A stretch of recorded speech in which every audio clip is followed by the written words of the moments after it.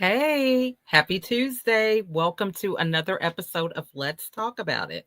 I am so excited to be joined today with Shell and Melanie. They're going to be talking to us about LinkedIn and how to be a rock star with that platform.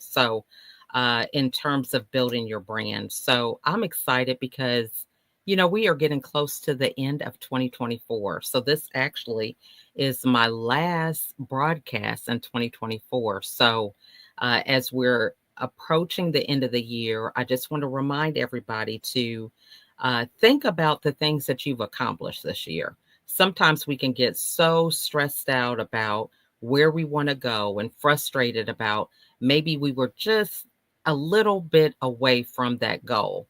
But think about all the things that you did accomplish and celebrate.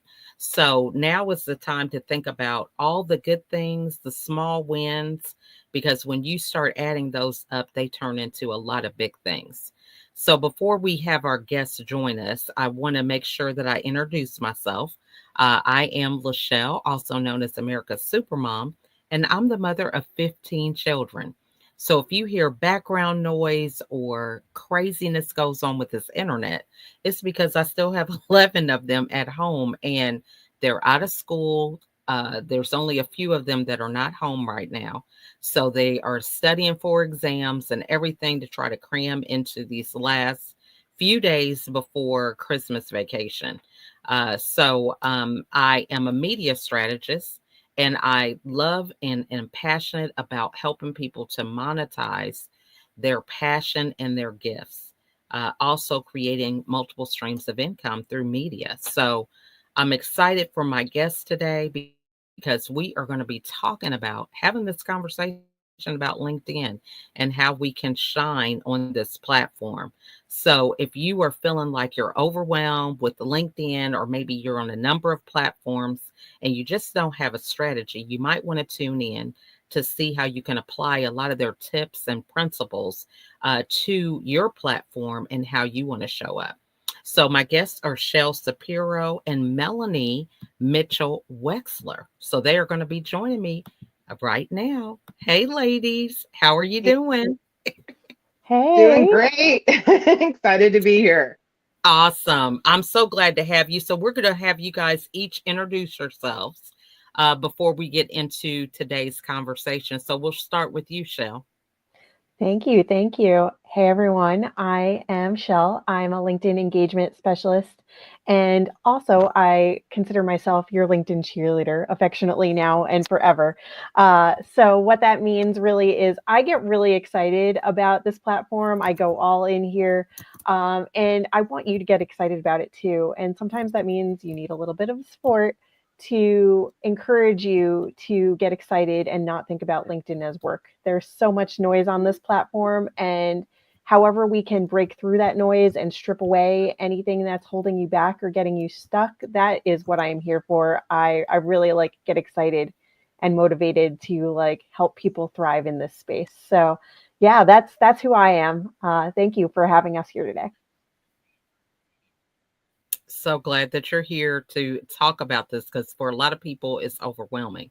So, Melanie, we just were together briefly on Clubhouse right before this Yes. call. So, please introduce yourself. Yeah. So for those that are hearing me for the first time, my name is Melanie Mitchell Wexler. I am a former recruiter turned career coach, as well as I'm a LinkedIn strategist. And I always say, what the heck is a LinkedIn strategist? I work with professionals to help them understand how to use LinkedIn as a platform. Being able to be found, seen, and heard, but it's more than just a job board. It's a tool for you to grow your personal brand as well as visibility and thought leadership. Love that. And so I think the first thing, because, a lot of people are thinking, well, I'm on LinkedIn, I'm on Facebook, I'm on Instagram, Pinterest, and, Clubhouse. You've got all these different platforms. What do you believe is the benefit of being on LinkedIn out of any other platform?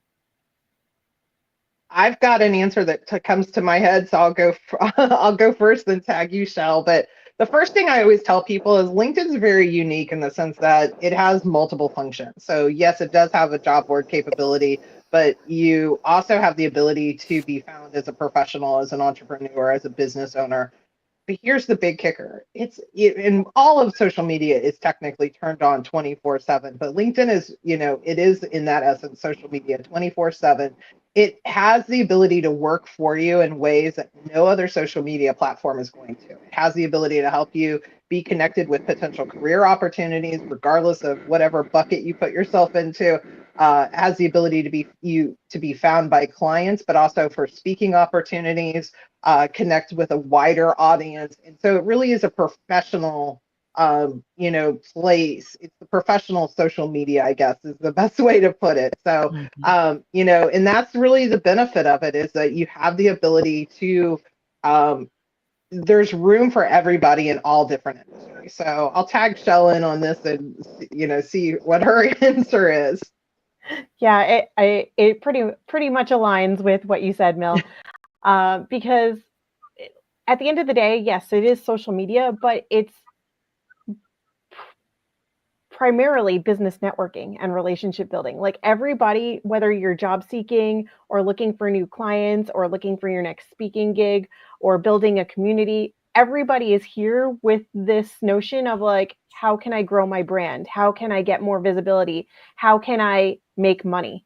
And so whether you're, doing that by sharing regular content regularly, or by engaging in the DMs, or showing up at live events or audio events, or, so many different ways to engage and show up. But like at the end of the day, like you're here to do business.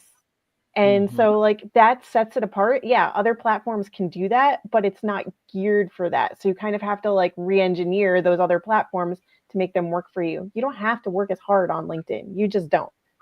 Yeah, I tend to agree with that because I have 15 children, y'all, and it's just a challenge to think about, okay, I have to follow up with people, but then I have to create content. And then if I want to do a newsletter and all these other things that, for me, I find that LinkedIn allows me to multi-purpose a lot of those things in real time. So right now we're going through a challenge with audio going away on LinkedIn, but I love the audios because we have another platform, Clubhouse, but with LinkedIn, you were able to message people, communicate with everybody in the room in real time, and look at their profile and all these things while you were on the stage. And so now, that's just something that's going to go away. But I think, for myself, in terms of the networking and relationship building, it's just very user friendly for that, because you can do multiple things in real time with the platform. And it's just, for me, that's been a game changer because you can definitely communicate with other people. You can do group chats, and there's groups. I mean, it's just, the list can go on and on. So for somebody who is like, okay, when I'm thinking about being a rock star, what are maybe 3 things that I need to focus on, because it's a new year, I want to have a new start with this LinkedIn platform. What would be those 3 tips that you would have someone start with? That is such a good question. I think that the first thing I would say, you know what, I'm gonna start with where we start when we're coaching people. We've developed a what we call the LinkedIn Rockstar Academy. It's a cohort where we're training people exactly on all the things that we didn't know, and all the mistakes that we made, but how to be found, seen, and heard. And I'm going to start with the personal brand. I think you have to understand what's your why, what's your goal, what are you trying to do on this platform. Be very clear about that. It's the one thing that I don't think a lot of people take.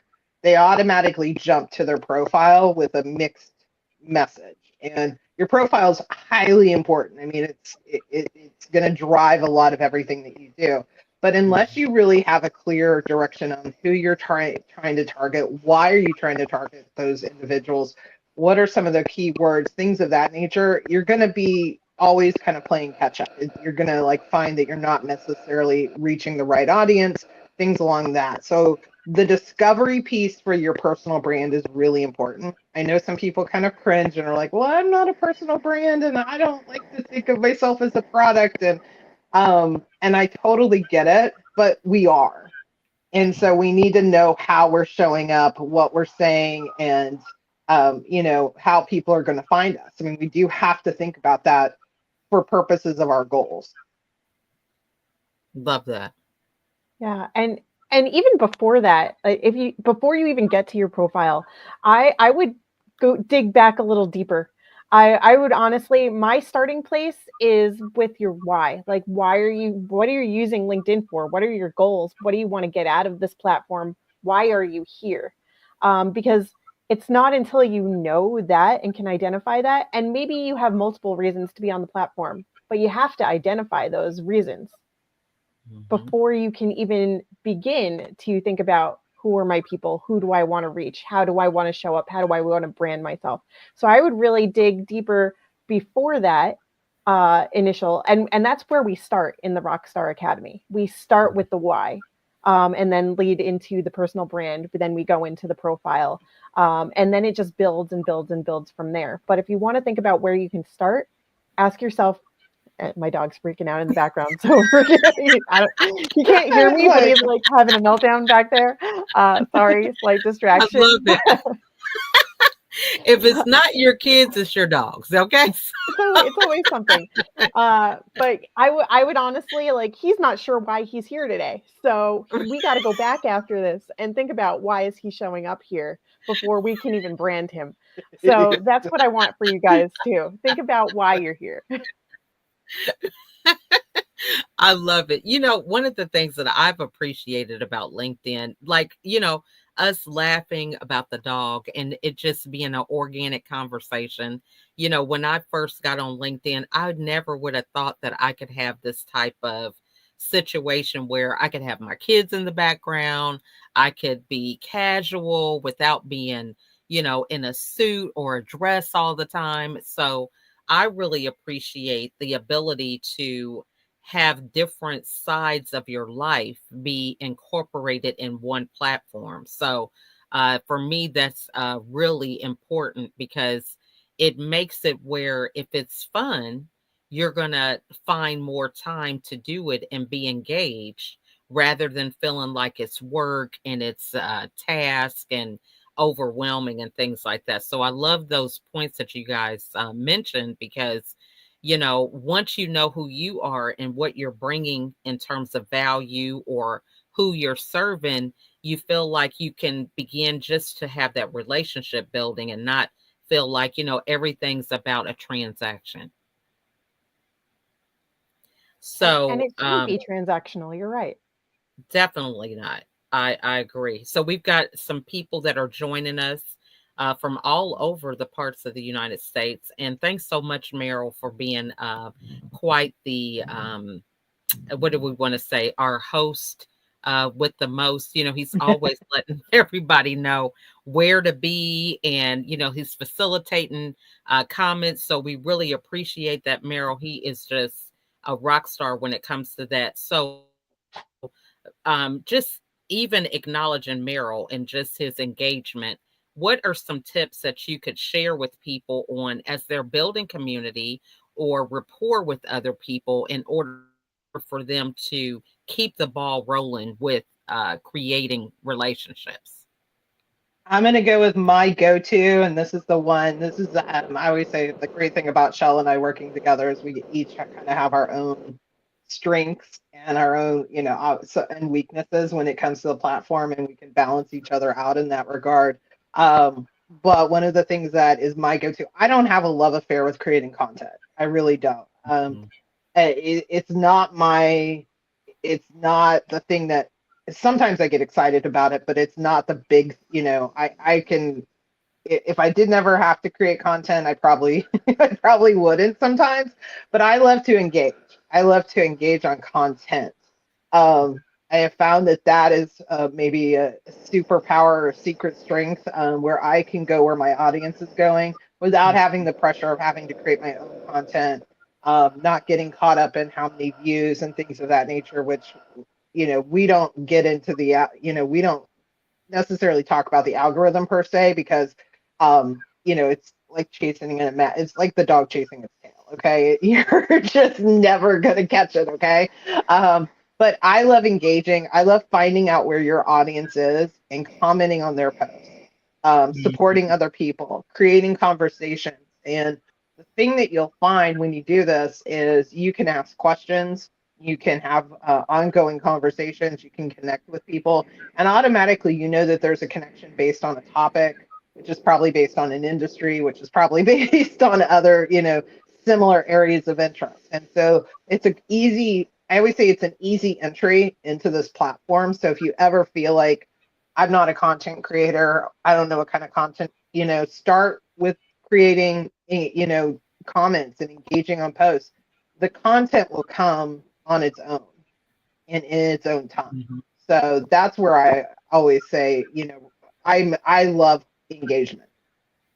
Yeah, I think that is wonderful to add because I think a lot of people, when they are starting their brand or, starting on a new platform, they underestimate the value of things that they could do that don't even cost any money. So whether it is sharing a post or endorsing somebody, if you've been in their audio rooms and, you've gotten value or you've tried something that they said and it worked. I mean, we really underestimate the power that we have to validate what someone has shared and that it really does work. That's a part of building community. So I love that you shared that. So, Shell, what are your thoughts about ways that we can build community, when we're just starting out on this platform? Yeah. So first off, I'm a big words of affirmation person. So anytime somebody give me feedback, that whether it's Mhm. like constructive feedback or positive feedback, it just reinforces what we're all doing here. And I try to do the same for other people and create that safe space. Now, one thing I often tell my clients, especially those that are just getting started on the platform, is that you don't have to create your own content. You don't have to be somebody that posts regularly or even reposts. But what you can do, especially at the beginning, is engage one time a week. Mhm. Bare minimum, one time a week in your area of expertise, in your wheelhouse, or something adjacent to it. Because what that's going to do, not only do you get the visibility from the original person who posted, you get the visibility from anybody else who now has engaged or on that post or liked their content. You can now possibly get other people's eyeballs to your profile. You start to, I hate that we go here, but like you can start, perpetuating the algorithms to work in your favor and show you more. We never know what the algorithms are going to do, so I don't want to linger there. But we can Mhm. start to get more visibility and traction just by being present in other people's conversations. So piggybacking on what both of you have shared already. And I love that all it takes is one conversation a week. Say one meaningful comment. Thank the person for sharing what it is that they're talking about. Tell them why you liked it or why it was relatable, or how you experienced something similar, or what you did differently with your team to get different results or to get the same results. There's so many different ways to add value to that conversation that can keep that conversation going. And then ask a question. What's something Mhm. that somebody can easily respond to? This is one place where like yes or no questions are really great because they don't take a lot of thought for somebody to respond to that. But ask a yes or no question that relates to it that can keep the conversation going and see how Mhm. much engagement you get. And so even by doing it once a week, when somebody then comes to your profile to check you out further, they're going to see that in your activity, as opposed to somebody who has had no recent activity, which LinkedIn proudly shares. This person hasn't done anything in 30 or 90 days. And then it just looks like you're not active on the platform. But if you start commenting Mhm. and do it in your wheelhouse, now that's what people are going to see. Oh, you are having relevant conversations here. Oh, like they are talking a lot about this. This does matter to them, instead of just talking into the void. So if you're going to start engaging and if you want to start showing up and having those conversations, one time a week. That's all it takes in your wheelhouse. Love So that. And I would also add just really quickly that don't get so caught up in the numbers. Like, there's numbers like there's a billion users. Okay, there's a billion.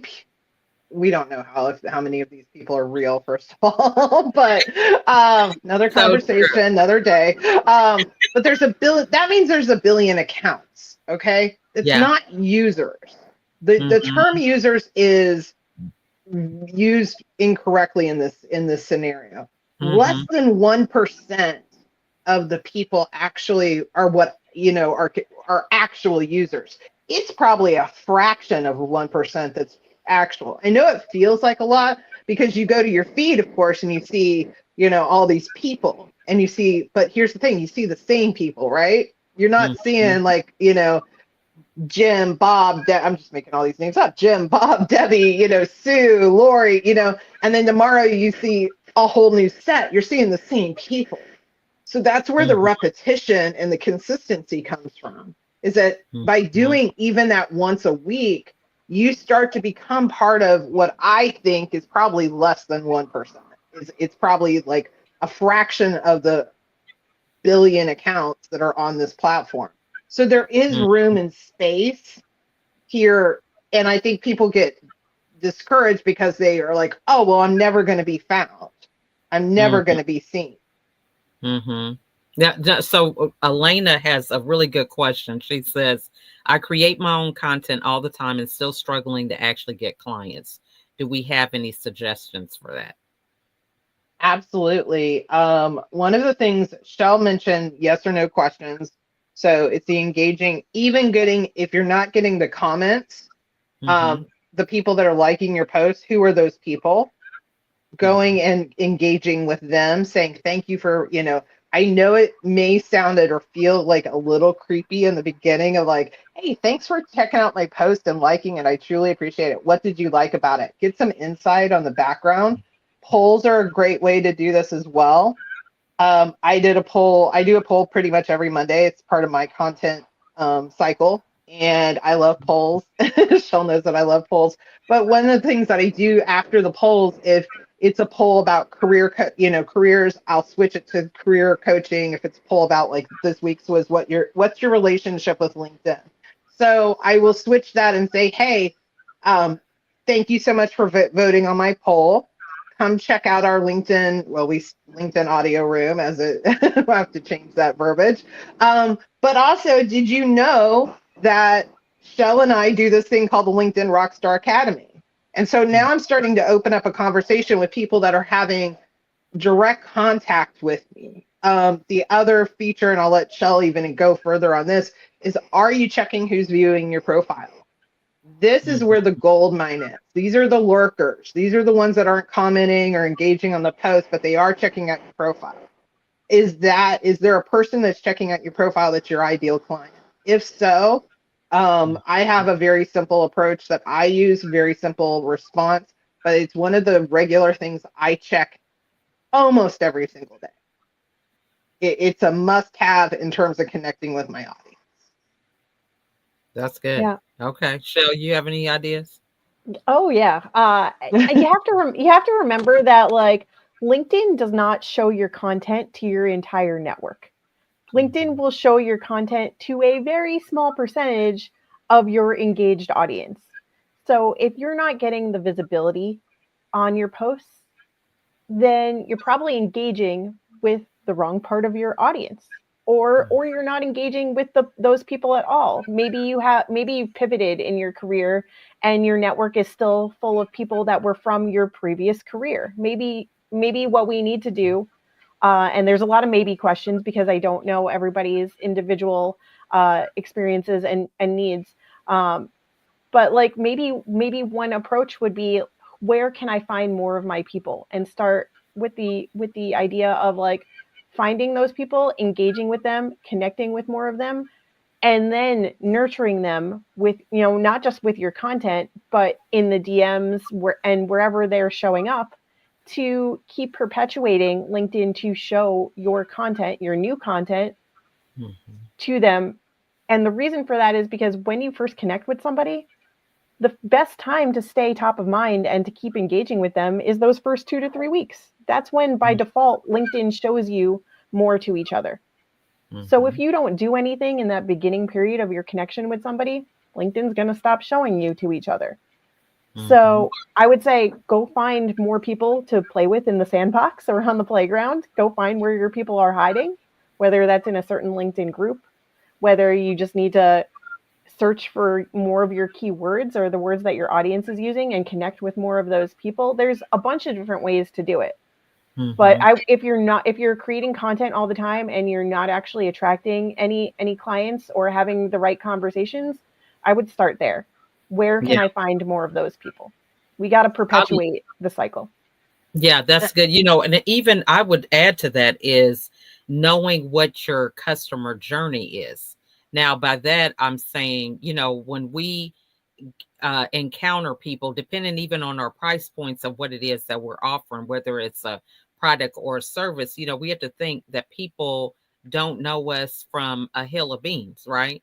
And so we have to take that time for them to get to know us. So what does that look like in terms of what you want people to learn about you?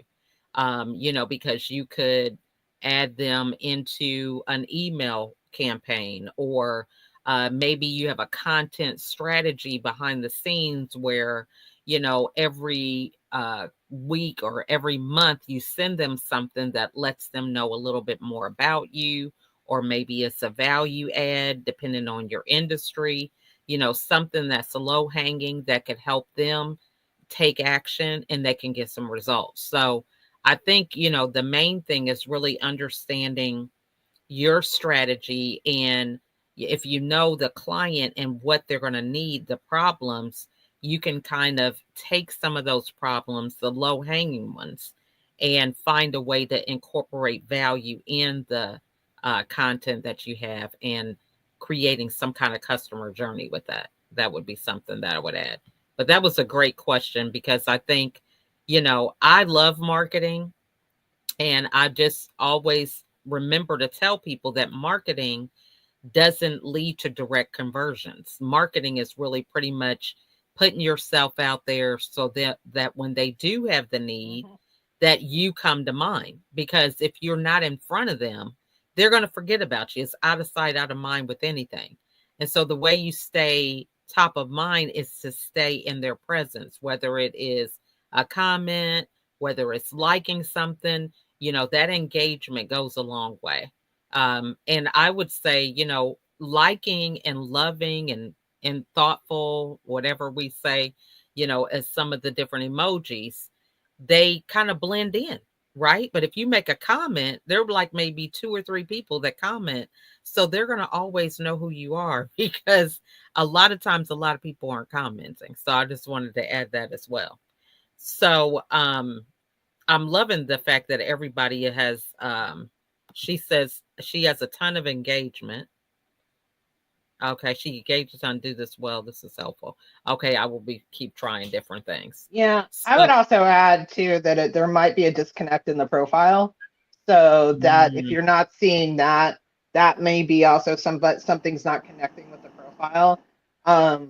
Sometimes we can tweak a profile too much, and Shell's going to be shocked. The first she's going to hear about. I have to actually go back and change some things on my profile, which I'm the procrastinator of the two. Okay, like Shell consistently works on her profile. I did not wait till the end of the year this year like I did last year. I usually update it maybe once a year, because I'll work on everybody else's profile before mine, but I actually do need to update because I'm doing some branding stuff, so I need to make sure the message is clear. But yeah, so I actually have to go back and tweak the profile, that's going to be a shocker for a lot of people. But and so sometimes the messaging might not be clear enough. So ask 3 people what they think of it. Ask 3, don't ask former clients, because former clients have hired you, so something there has resonated. Ask somebody that might be a potential client with no pressure of like, hey, if you were to buy something, or use my services or whatever it is, then, what is there something that you're looking for? But ask other people when you go to your profile, what is it that you see? What is the message I'm sending? And Mm-hmm. really get, get that outsider feedback, because it may just not, they may be looking and they may be lurking, but they're coming to the profile and not pulling a trigger to say, let's have a conversation. I love that. Now we have Stephen who says that content creation is challenging. Okay, for me at times, but I never force the issue and post just for the sake of posting. Engagement is equally important, and that keeps me going. So, for people that are challenged with content, can you give them some kind of tips on taking that overwhelm, anxiety, self doubt, whatever happens when it comes to content? What would be a tip that you would give them for that? I'm going to start with this one. I was gonna like this one's yours. So we were just talking about engaging on people's posts and keeping those conversations going, right? So when in that same vein, when you're having a conversation with somebody, whether it's in the DMs, whether it's on in the comments of somebody's post, whether it's on a Zoom call, I am very mindful. Like I'm actively listening, but I'm listening not just to serve and be supportive in real time. Like I'm also listening for those keywords, the things that like, oh, somebody else needs to hear this. Some like this is what the rest of my audience is feeling too. And like so I look for those key points in conversations, even when I don't realize that I'm doing it anymore sometimes. And I turn that into content because like I'm already having the conversation, and it for me the simplest way to do it is if somebody says something in the DMs, or if somebody comments something, or if you comment something and you're like, oh, this is good, like I can say more around this. Now you know you don't have to go looking or creating content. It's just there in front of you. You're already having the conversations. So you can flip that and have that conversation in a way that it can be visible for more people, and you can still keep the discretion of your existing clients and the people that you're having the conversations with. You don't have to name drop if you don't want to, but you can still present it in a way that other people know, okay, I can support them here, or she's gone through something similar, or I know she knows how to overcome that. Like, like you're having the conversations, why not use them to your advantage? I love that, because we were just talking before we hit record how I just made a little reel behind the scenes and to put on Instagram. I think sometimes people are overthinking that it has to be edited and, the lighting has to be right. I mean, don't get me wrong. If you're, if that's your thing, being in photography, or you're a videographer, of course, some of those things might be a little bit more top notch. But if you're just an everyday person, this is part of the story that people would like to see the missing links to. It's just seeing how are you doing it? What is actually going on? Because if not, they create the story that it has to be perfect, nothing can be wrong. And that's what stops them from taking action.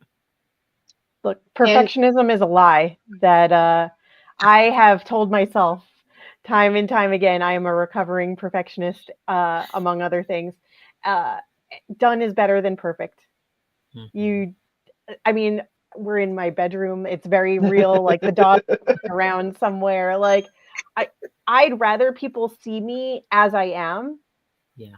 Mistakes and all, or like messy bed or whatever. Like it's pretty neat today, but like whatever the situation is, I'd rather show up as me.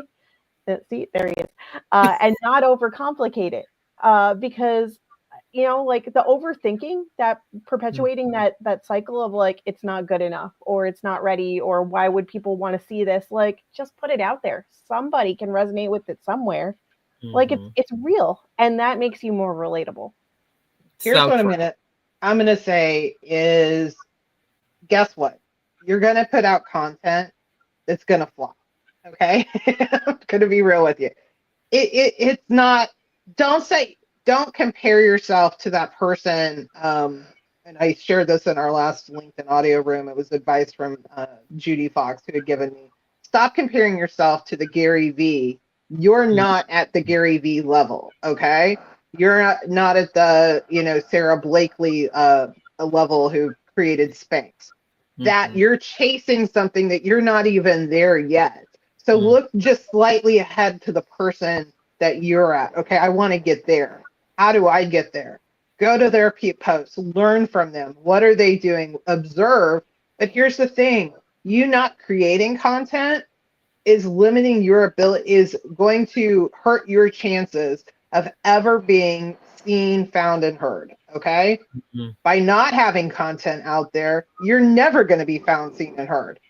But if you put one piece of content out there every single week, you've now increased your chances of that ideal client finding you, that ideal company finding you. You're at least attempting, and it doesn't have to be it may not be the best content, but in this situation, we don't get better at something that we're not doing. Like, the only way you're going to get better at this is by doing it. And so I just really encourage people to kind of let all this like stress of and I have it too, oh my gosh, I don't get a lot of engagement, or I don't get. Here's the thing, my people are lurkers. I remember the first time one of my former managers legitimately said to me, sent me a DM message. By the way, man has never liked one of my LinkedIn posts, never commented on a LinkedIn post. I'm like, who's actually watching this? He sends me a message, one of my former managers. I'm just so proud of you and all the things that you're doing in career coaching. I'm watching you. I've had more clients reach out to me saying, oh yeah, I read your comment or content because I like your thoughts, and I wanted to see if you might help me as a career coach.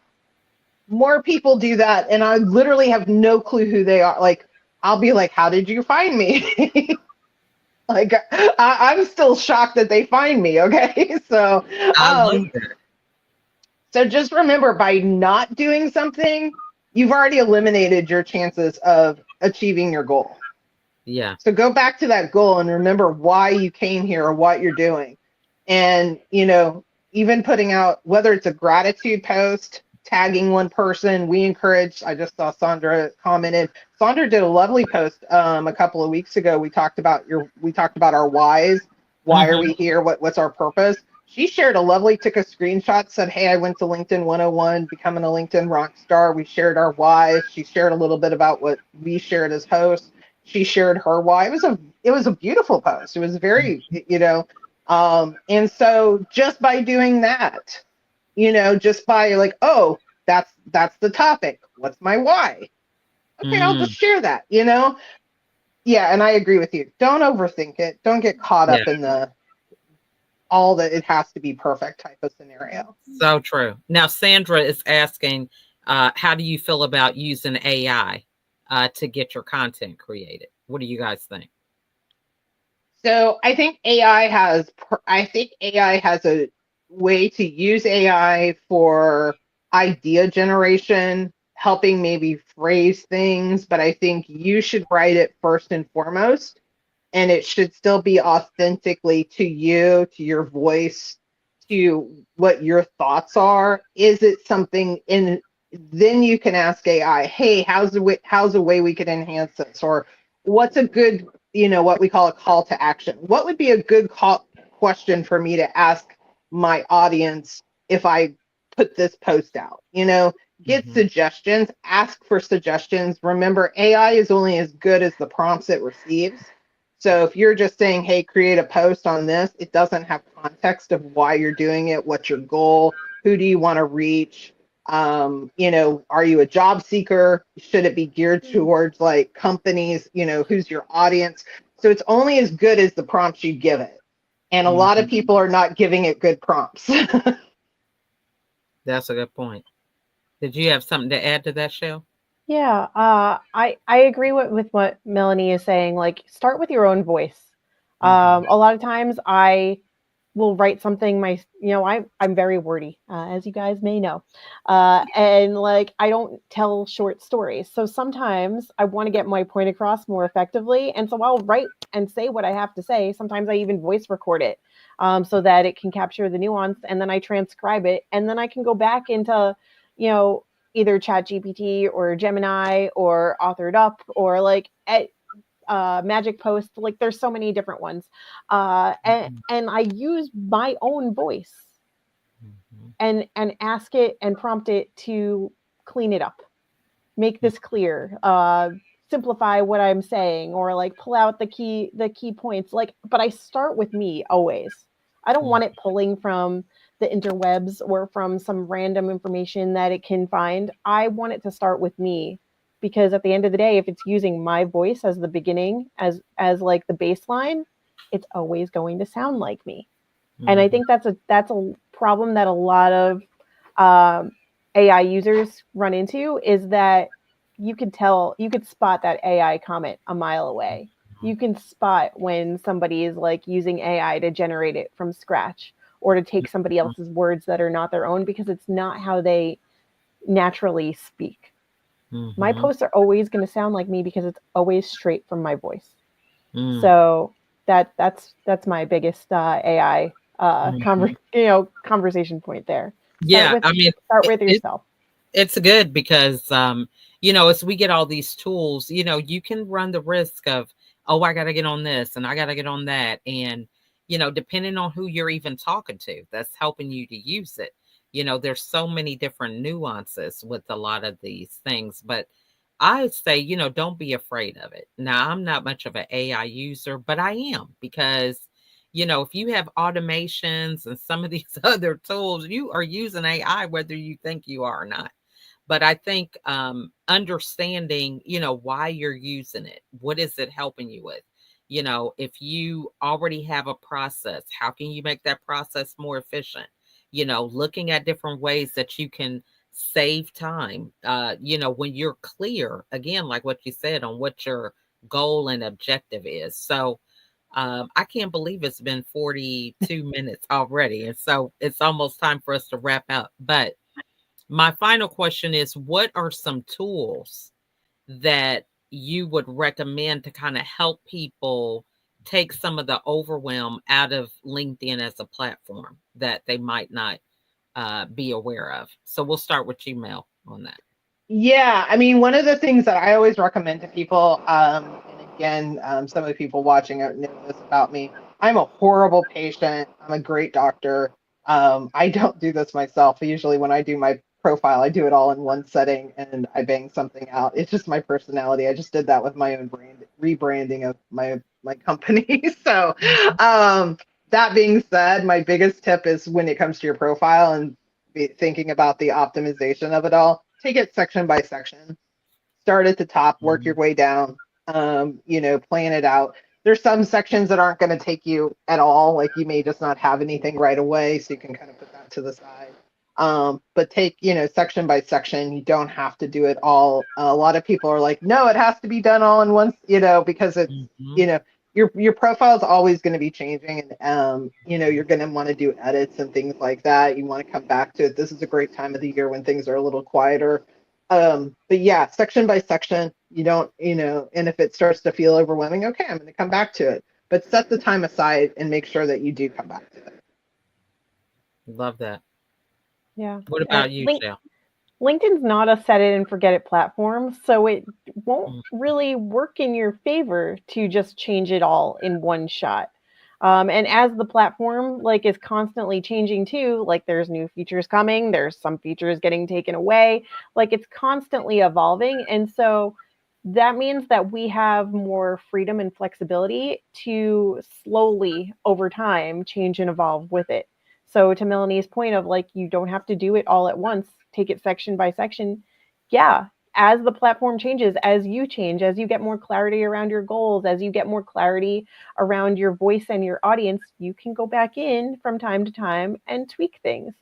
And it's this beautiful, almost nuanced, ebb and flow of all right, this person said something that really resonated. And now I've got and as you're having more conversations, you can start to pay attention. Like I said before, listen for those keywords that other people are using to describe you, or, the way that they latch on to what it is that you're talking about. And you can go back in over time and keep refining your profile to exude all of those things. So you don't like, I can't just put all the words to it, but like, you don't have to do it right now. Like, just baby step it. Start with one thing. Like, what do you know to be true right now? And if that, maybe that's your banner that you can work on today. It's your billboard. Maybe that's refining your headline. Maybe like whatever it is going to make you that much better and stronger. And you're going to feel good after doing it, because you're going to be like, aha, I got this thing done. And I have to-do lists, not to-do lists, because I like to be able to celebrate, getting that off after. So like, think of LinkedIn like that. Like, what can I do today that's going to feel good, that I've been avoiding this for a while. What I'm going to do this and move the needle. So yeah, celebrate as you do it. LinkedIn is really about building habits. It's not, I don't know so much as about techniques or shortcuts or anything like that. Consistency is going to be your friend on LinkedIn. And whether it's the one time you post, like, okay, Monday is 9 a.m., I'm going to do a poll, be consistent with that. Like, that's what's going to build the momentum. But it's also about, spend like, okay, you know what? Every day I'm going to comment on 5 posts. Give yourself, or 3 posts, whatever that number is for you. And then learn to, like, just with any goal, we have to start to stretch ourselves. So if you're doing 3 consistently and you're banging that out, okay, my goal for next week, I'm going to comment on 5 posts 3 times a week. And so it's not, LinkedIn's not like Shell said, it's not just set it and forget it. You've got to be consistent with all of your activities across the board to really build your momentum towards your goal. So I think that's a big thing. It's just like, give yourself a goal of like what you want to go back to that goal, like we talked about in the beginning. What is your goal? Why are you here? And what do you hope to achieve? Well, okay, now how do we achieve this? So, as we wrap it up, tell us what is coming up in 2025 for you guys, and what you're most excited about with that. So, Shell, do you want to go first? Yeah, well, it's a joint venture, so we can go back and forth with this. Glad she's picking that one. So in February of 2025, Melanie and I are launching our second cohort of the LinkedIn Rockstar Academy.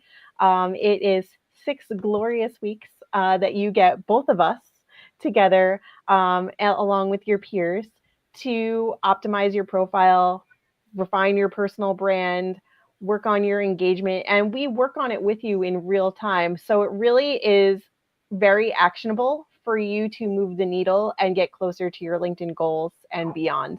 And so we are really excited about this. Our first cohort went so well that we were like, we have to do this again, and it's going to be even better this time. So yeah, we're excited for that. And I believe I shared the link with you in the chat. So if you can put that up, it's scrolling. It's scrolling across the bottom of the screen now. And it's then right there. Yeah. Yeah, right. I think the big thing I would just add is that these are the things that Shell and I, we didn't know when we first were doing our own businesses, we didn't know what we were doing. We had no clue. And we've actually, I've been telling this to a lot of people, why do I care so much about social audio? Because social audio brought me Shell Shapiro into my life. Social audio helped create LinkedIn 101, becoming a LinkedIn rock star. Social audio has actually created an audience for us, but actually created the LinkedIn Rockstar Academy. So, that if we're building, business opportunities off of this platform. And so it's not easy, but it can be done. Love that. Well, I have really enjoyed this conversation, and I have loved the engagement from those of you that are in the audience watching, and your questions and feedback has made it amazing. So we are really grateful to have had this conversation. And I challenge you to reach out to Shell and Melanie if you have any further questions. These are great dialogues. I mean, we could have probably went for hours with each of those things, even like your profile, right? Different things, what you should put on it, what you shouldn't. I mean, that's a whole episode on it in its self, but It really so is. many different things. Yeah. So I want to thank you both for being here, and want to wish you both happy holidays. Well, you Yes, too. thank you Enjoy so much. yours. And thank you. So, you guys just take it slow. Don't overwhelm yourself. And remember a lot of these different strategies that they mentioned, and sign up for that Rockstar Academy. The wait list is now being built, and the link is going across the screen. And of course, you can reach out to them individually if you have any questions or uh, further insights about anything that we shared today. And again, I just want to give a shout out to Meryl. Thank you so much for really getting the ball rolling with those that are behind the scenes, because it is a challenge sometimes having an interview, and then you have comments, and then you're trying to post them, then you got banners, and I'm like, I don't think I signed up for all this. So it's Oh, amazing when you have yeah. that support. So thank you guys so much for watching. Happy holidays and happy new year a little early, because that's when I'll be back in 2025. So see you guys later. Bye, Bye. everyone.